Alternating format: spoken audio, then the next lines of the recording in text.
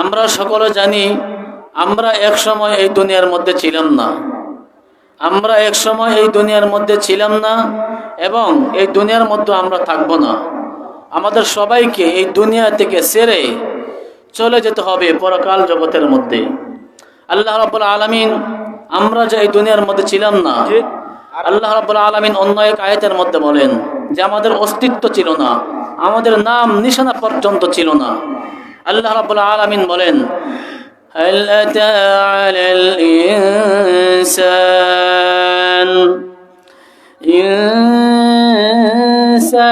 حين من الدهر لم يكن شيئا مذكورا। محترم হাজিরিন, আল্লাহ রাব্বুল আলামিন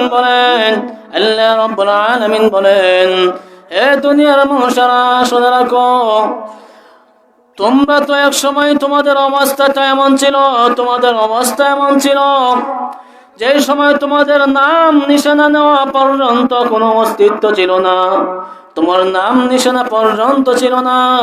তুমি যে দুনিয়ার মধ্যে আগমন করবে, আবার এই দুনিয়ার মধ্যে এসে তোমার নাম হবে আব্দুর রহমান, তোমার নাম হবে অমুক, তুমি হবে অমুক এমপি, তুমি হবে মন্ত্রী, অথচ এক সময় তোমার নাম নিশানা পর্যন্ত এই দুনিয়ার মধ্যে ছিল না।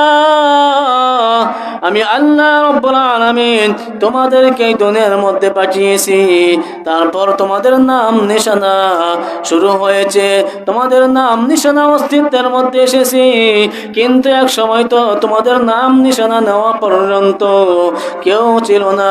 কিন্তু বান্দা জেনে রাখো, এমন একটি সময় হবে যে সময় এই দুনিয়ার মধ্যে যেইভাবে তুমি এসেছো, আবার এই দুনিয়া থেকে ছেড়ে দিয়ে আবার পরকাল জগতের মধ্যে চলে যেতে হবে। তার মানে আমি আজকে দুনিয়ার মধ্যে আগমন করেছি, কিন্তু এক সময় আমি এই দুনিয়ার মধ্যে আমি থাকতে পারবো না।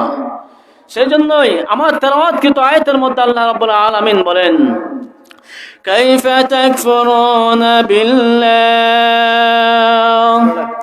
আল্লাহ রাব্বুল আলামিন বলেন হে দুনিয়ার মানুষ, তোমরা কিভাবে তোমাদের রবের সাথে তোমরা নাফরমানি করো, তোমাদের রবের সাথে কিভাবে তোমরা নাফরমানি করো, কিভাবে তোমরা তোমাদের রবকে অস্বীকার করো।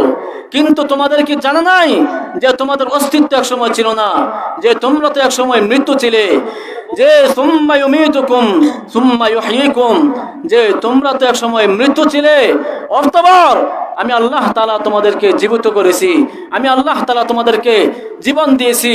কিন্তু জেনে রাখো, দুনিয়ার মধ্যে এসে যেভাবে আমি আল্লাহর সাথে নাফরমানি করতেছো, কিন্তু মনে রাখো এক সময় কিন্তু এই দুনিয়া ছেড়ে দিয়ে আমি আল্লাহর কাছে চলে আসতে হবে।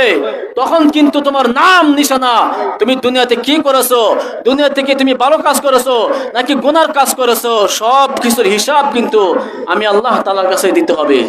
এই জন্য মুহতারাম হাজিরিন, আমরা এই দুনিয়ার মধ্যে এসেছি আল্লাহর ইবাদত করার জন্য। আমরা যদি আল্লাহর ইবাদত করি, তাহলে আল্লাহ রাব্বুল আলামিন আমাদেরকে পরকালে পুরস্কৃত করবে। আর যদি আমরা আল্লাহর নাফরমানি করি, তাহলে পরকালে কিন্তু আমাদের জন্য কঠিন শাস্তি রয়েছে। এজন্য আমরা যাতে আল্লাহ রাব্বুল আলামিনকে নাফরমানি না করি, সব সময় যাতে আল্লাহর একাত্মবাদ স্বীকার করি, আল্লাহর ইবাদত করতে পারি এবং